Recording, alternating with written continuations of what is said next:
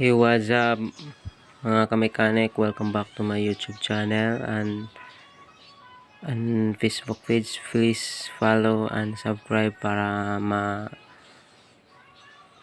updated kayo sa mga videos na i-upload ko. So for today's video ay ang topic natin ngayon ay kung paano mag actual test ng propensity ay na battery operated. So una ay tanggalan natin yung sakit ng CDI at dapat sa pag-unang susi ay dapat iilaw ang connection, itong black.